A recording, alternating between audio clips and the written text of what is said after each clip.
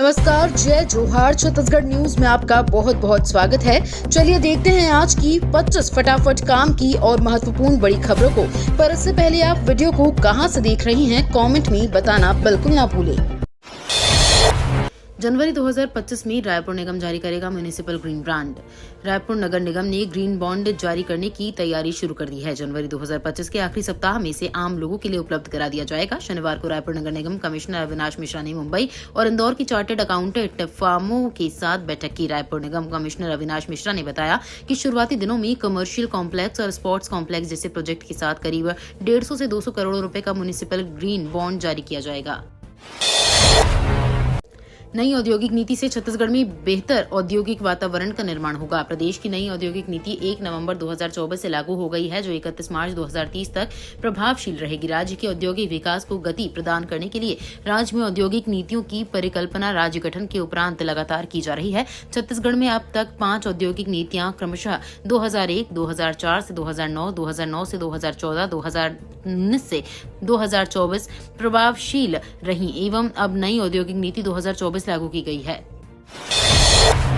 छत्तीसगढ़ में बन रही इको रेस्टोरेशन पॉलिसी केरल के बाद देश का दूसरा राज्य। छत्तीसगढ़ में इको रेस्टोरेशन पॉलिसी तैयार की जा रही है। केरल के बाद छत्तीसगढ़ देश का दूसरा राज्य है जो ये पॉलिसी तैयार कर रहा है। वन एवं जलवायु परिवर्तन मंत्री केदार कश्यप ने कहा कि छत्तीसगढ़ सरकार की ये पहल पर्यावरण संरक्षण और सतत विकास के क्षेत्र में राज्य को नई पहचान दिलाने की दिशा में एक ठोस प्रयास है। इको रेस्टोरेशन क्षतिग्रस्त, क्षीण या नष्ट हो चुके परिस्थितियों तंत्रों को ठीक करने में मदद करने की प्रक्रिया है।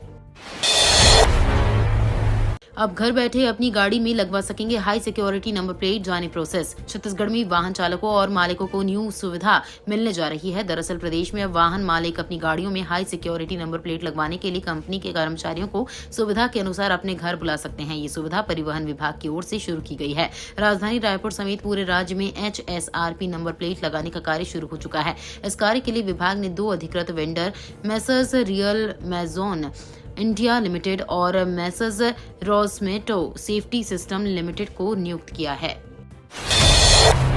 कृषि की समृद्धि से निकलेगा छत्तीसगढ़ की खुशहाली का रास्ता। छत्तीसगढ़ में मुख्यमंत्री श्री विष्णुदेव साय की सरकार ने किसानों से प्रति एकड़ 21 क्विंटल धान की समर्थन मूल्य पर खरीदी तथा 2 साल के बकाया धान बोनस की राशि 3,716 करोड़ रुपए का भुगतान करके एक ओर जहां अपना संकल्प पूरा किया है, वहीं दूसरी ओर किसानों से बीते खरीफ विपणन वर्ष में 144.92 लाख मीट्रिक टन धान की खरीदी कर एक नया रिकॉर्ड कायम किया है। किसानों को समर्थन मूल्य के रूप में 32,000 करोड़ रुपए का भुगतान एवं किसान समृद्धि योजना के माध्यम से मूल्य के अंतर की राशि 13,320 करोड़ का भुगतान करके बता दिया। मिनी गोवा के नाम से मशहूर है छत्तीसगढ़ का सतरंगा। ठंड के मौसम में सैर सपाटे और पिकनिक मनाने वालों की भीड़ पिकनिक स्पॉट में देखने को मिल रही है। ऐसे में कोरबा जिले में स्थित पर्यटन स्थल सतरंगा में लोग बड़ी संख्या में पिकनिक मनाने पहुंच रहे हैं, लेकिन यहां मनोरंजन के साधन नहीं होने से पर्यटकों को मायूस होकर लौटना पड़ रहा है। करोड़ों रुपए खर्च करने के बावजूद पर्यटन स्थल पर पर्यटकों के लिए जरूरी सुविधाएं नदारद हैं। राशि स्वीकृत होने के बाद भी पर्यटन मंडल सतरंगा में क्रूज को नहीं उतार सका है। पूर्व में शुरू की गई बोटिंग भी बंद हो गई है। छत्तीसगढ़ विधानसभा का शीतकालीन सत्र 16 दिसंबर से होगा शुरू। छत्तीसगढ़ विधानसभा का शीतकालीन सत्र 16 दिसंबर से शुरू हो रहा है, जो कि 5 दिनों तक चलेगा। ये सत्र हंगामेदार रहने वाला है, क्योंकि सत्ता पार्टी के साथ विपक्षी पार्टी भी सरकार को साधने के लिए जोरों की तैयारी पर है। विपक्ष पार्टी इस बार साधन में धान खरीदी और छत्तीसगढ़ में कानून व्यवस्था को लेकर सत्ता पक्ष को घेरते नजर आने वाली है। हालांकि सत्ता पक्ष भी विपक्ष के जवाब देने के लिए मुस्तैद नजर आ रहे हैं। छत्तीसगढ़ में रेल नेटवर्क को मिल रही मजबूती। बस्तर और सरगुजा के सुदूर वनांचलों में भी बिछ रही है रेल लाइनें। छत्तीसगढ़ में मुख्यमंत्री विष्णुदेव साय की डबल इंजन की सरकार में रेल नेटवर्क का लगातार विस्तार हो रहा है। यहाँ नई रेल लाइन बिछाने की कई परियोजनाओं पर तेजी से काम हो रहा है। छत्तीसगढ़ में मजबूत हो रहे रेल नेटवर्क से आने वाले समय में न केवल माल परिवहन की सुविधाओं में इजाफा होगा, बल्कि यहाँ के लोगों को राज्य के भीतर और राज्य के बाहर भी सुविधाजनक यात्रा के कई नए विकल्प मिलेंगे। राज्य में रेल नेटवर्क के विस्तार से औद्योगिक और अधोसंरचना विकास को भी नई गति मिलेगी।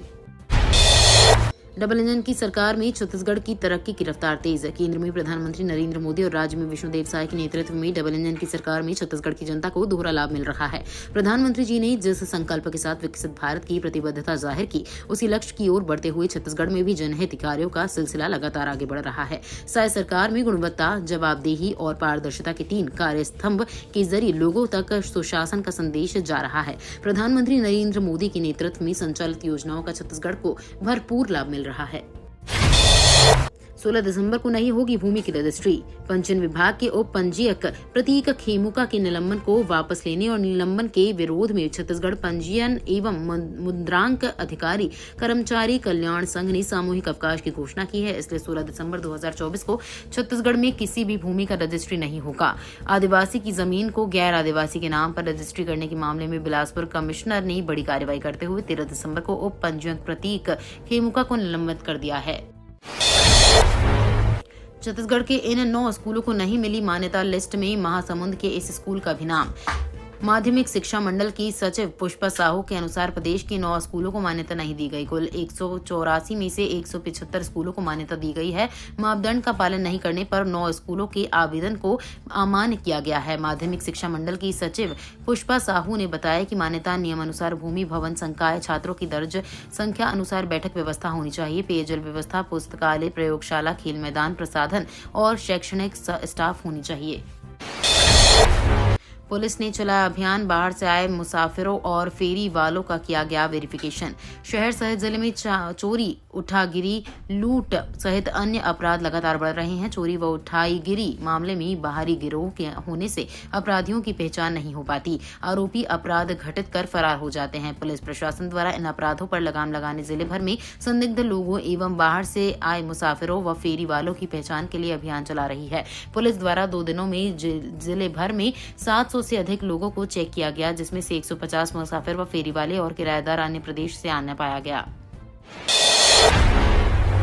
LLB के सिलेबस में हुआ बदलाव, अब हिस्ट्री नहीं पढ़ेंगे छात्र। हेमचंद यादव विश्वविद्यालय ने हाल ही में LLB के नए सिलेबस को अपलोड किया है। ये नया सिलेबस सेमेस्टर परीक्षा से महज 9 दिन पहले जारी किया गया है, जिससे LLB के युवाओं में काफी कंफ्यूजन बना हुआ है। हालांकि नए सिलेबस के हिसाब से किताबें उपलब्ध हो गई हैं। कॉलेजों में भी विद्यार्थियों को इसकी तैयारी कराई है। नए सिलेबस के हिसाब से अब विद्यार्थियों को प्रथम सेमेस्टर में ही लीगल लैंग्वेज की पढ़ाई पढ़नी होगी। इससे वे प्रथम सेमेस्टर पेपर में ड्रॉटिंग सीखेंगे। किसानों को मिलेगा यूनिक नंबर, होगी अलग पहचान, पंजीयन करने के लिए भी दी खास सुविधा।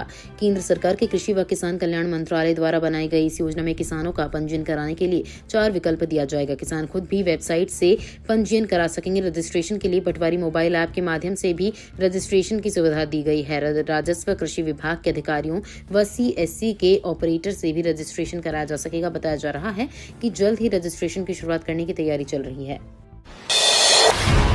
अब इस दिन से चलेगी दुर्ग छपरा सारनाथ एक्सप्रेस। महाकुंभ के लिए 3 स्पेशल ट्रेन की सुविधा। रेलवे प्रशासन हर साल कोहरे की संभावना यानी अनुमान विधि का हवाला देकर दुर्ग छपरा सारनाथ एक्सप्रेस 2-3 महीने तक कई तारीखों में कैंसिल कर देता है, परंतु इस प्रयागराज में कुंभ मेला लगने की वजह से कोहरे का अनुमान ध्वस्त हो गया। अफसरों का मानना है कि महाकुंभ के दौरान प्रयागराज जाने और आने वाले लोगों की आवाजाही ज्यादा होगी। इसे देखते हुए रेल प्रशासन द्वारा रद्द की गई सारनाथ एक्सप्रेस का पुनः परिचालन 17 दिसंबर से रोजाना किया जाएगा।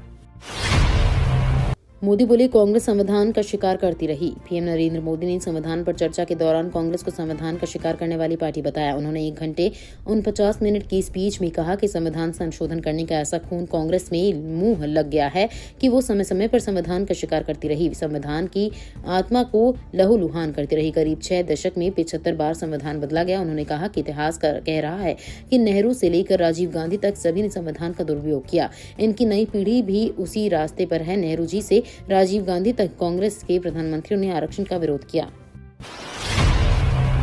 बिजली उपभोक्ताओं को नए साल में महंगी बिजली का झटका लगेगा। प्रदेश कांग्रेस अध्यक्ष दीपक बैज ने कहा कि बीते 1 साल के दौरान भाजपा सरकार में बिजली की दाम में 4 बार बढ़ोतरी की गई है और अब नए साल में एक बार फिर से बिजली बिल की दरें बढ़ाने की तैयारी है। बैज ने कहा कि विगत 1 साल के भीतर ही 70.31% बिजली के दाम बढ़ाए गए और अब फिर से जनता की जेब में डकैती की तैयारी है। प्रदेश की 65 लाख से ज्यादा बिजली उपभोक्ताओं को नए साल में महंगी बिजली की झटका देने की जा रही है। साय सरकार प्रदेश की जनता महंगाई से पीड़ित है। इस दशा में बिजली के दर में बढ़ोतरी करना, महंगाई से जख्मी जनता के जख्मों पर नमक छिड़कना है।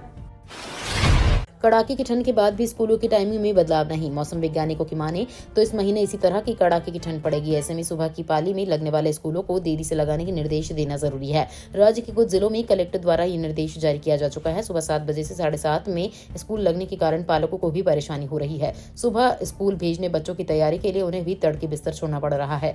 बच्चों के टिफिन से लेकर बस तक या फिर स्कूल छोड़ने के लिए उन्हें भी मशक्कत करनी पड़ रही है। नए साल में छत्तीसगढ़ के 40 से अधिक IAS अफसरों की होगी पदोन्नति। छत्तीसगढ़ के भारतीय प्रशासनिक सेवा अधिकारियों के लिए नया साल नई उम्मीदें लेकर आएगा। प्रदेश में 40 से अधिक IAS अधिकारियों की पदोन्नति की प्रक्रिया शुरू हो चुकी है। इसमें सचिव, विशेष सचिव और संयुक्त सचिव स्तर पर पदोन्नति होनी है। 2009 बैच के 11 IAS अधिकारियों में से 10 को सचिव के पद पर पदोन्नति दी जाएगी। इसमें समीर विश्नोई भी शामिल है, लेकिन उन्हें प्रवर्तन निदेशालय की गिरफ्तारी के कारण प्रमोशन नहीं मिल पाएगा। प्रदेश में लगेगा रोजगार मेला, मेडिकल ऑफिसर सहित कई पदों पर होगी भर्ती। रायपुर में जिला रोजगार एवं स्वरोजगार मार्गदर्शन केंद्र की ओर से 16 दिसंबर को रोजगार मेले का आयोजन किया जाएगा। यह आयोजन पुराना पुलिस मुख्यालय परिसर स्थित रोजगार कार्यालय में सुबह 11 से दोपहर 3 बजे तक होगा। इसमें निजी अस्पताल और अन्य कंपनियों में विभिन्न पदों पर भर्ती के अवसर प्रदान किए जाएंगे। अगर आप नौकरी की तलाश में हैं तो आप इस रोजगार मेले में भाग ले सकते हैं। इस जॉब फेयर में 10वीं, 12वीं, graduate, post graduate, DCA, PGDCA जैसे शैक्षणिक योग्यता वाले अभ्यर्थी इस मेले में भी भाग लेंगे। आजादी के 78 साल बाद सुकमा के इस गांव में गूंजी दूरदर्शन की आवाज। छत्तीसगढ़ के सुकमा जिले के नक्सल प्रभावित गांव पूर्ववर्ती में एक ऐतिहासिक घटनाक्रम देखने को मिला है। भारत की आजादी के बाद पहली बार इस गांव के लोगों ने दूरदर्शन पर राष्ट्रीय और अंतर्राष्ट्रीय समाचार धारावाहिक और स्थानीय फिल्में देखी हैं। पूर्ववर्ती गांव के बच्चे, महिलाएं और बुजुर्ग ग्रामीण घंटों तक कार्यक्रम देखने के लिए टीवी सेट के आसपास जमा रहे। नक्सल प्रभावित क्षेत्रों में तेजी से विकास की दिशा में एक महत्वपूर्ण कदम है, जो पूर्ववर्ती सिलगेर और टेकल गुड़ियम जैसे सुदूर गांव में सकारात्मक बदलाव ला रही है। छत्तीसगढ़ में समर्थन मूल्य पर 50 लाख मीट्रिक टन धान की खरीदी पूरी। छत्तीसगढ़ के लगभग सभी जिलों में धान खरीदी चल रही है। 14 नवंबर से शुरू हुए धान खरीदी का सिलसिला जारी है। अब तक लगभग 50 लाख मीट्रिक टन धान की खरीदी हो चुकी है। धान खरीदी के एवज में 10.61 लाख किसानों को बैंक लिंकिंग व्यवस्था के तहत 10,771 करोड़ रुपए का भुगतान किया गया है। धान खरीदी 31 जनवरी 2025 तक चलेगी। धान खरीदी के साथ मिलर्स ने धान का उठाव भी शुरू कर दिया है। धान उठाव के लिए 3.13 लाख मीट्रिक टन धान के लिए DO जारी किया गया है। छत्तीसगढ़ के बांग्लादेशियों के खदेड़ने की तैयारी बस में भर के ले जा रही पुलिस। छत्तीसगढ़ के दुर्ग जिले में पुलिस पश्चिम बंगाल से आए घुसपैठियों को भगाने की तैयारी कर रही है। दुर्ग जिले में पुलिस पश्चिम बंगाल से आने वाले मुसाफिरों को लेकर एक्शन मोड में है। कई इलाकों में पुलिस लगातार सर्च अभियान चला रही है। अभियान के तहत पश्चिम बंगाल और उड़ीसा की सीमा से लगे हुए इलाके और अन्य राज्यों से काम करने के लिए आए हुए मजदूरों को लेकर अब तक तस्दीक की जा रही है। छत्तीसगढ़ में कड़ाके की ठंड, इन जिलों में शीतलहर का अलर्ट। छत्तीसगढ़ में कड़ाके की ठंड पड़ रही है। राज्य में कई जिलों में पारा 10 डिग्री से नीचे आ गया है। मौसम विभाग के अनुसार छत्तीसगढ़ में आने वाले दिनों में फिलहाल ठंड से राहत मिलने के कोई आसार नहीं है। राजधानी रायपुर में भी जोरदार ठंड पड़ रही है। राजधानी रायपुर में शुक्रवार रात को पारा 13.4 डिग्री सेल्सियस दर्ज किया गया है। मौसम विभाग के अनुसार दिन और रात के तापमान में अभी और गिरावट होगी, जिस कारण से ठंड बढ़ेगी।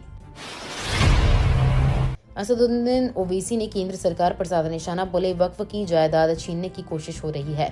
संसद का शीतकालीन सत्र जारी है। इस बीच संविधान पर चर्चा के दौरान पीएम नरेंद्र मोदी लोकसभा में विपक्ष के आरोपों का जवाब देंगे। पीएम मोदी से पहले राहुल गांधी ने लोकसभा में केंद्र सरकार पर जमकर निशाना साधा। इस बीच AIMIM के मुखिया व लोकसभा सांसद असदुद्दीन ओवैसी ने भी केंद्र सरकार पर खूब निशाना साधा। असदुद्दीन ओवैसी ने कहा कि मुसलमानों की मस्जिद अब खतरे में है। इस दौरान वक्फ और मुसलमानों को लेकर उन्होंने केंद्र सरकार पर खूब निशाना साधा। ये तो थी आज की बड़ी खबरें। अगर आपको न्यूज पसंद आई हो तो वीडियो को लाइक और शेयर करना बिल्कुल ना भूलें। धन्यवाद।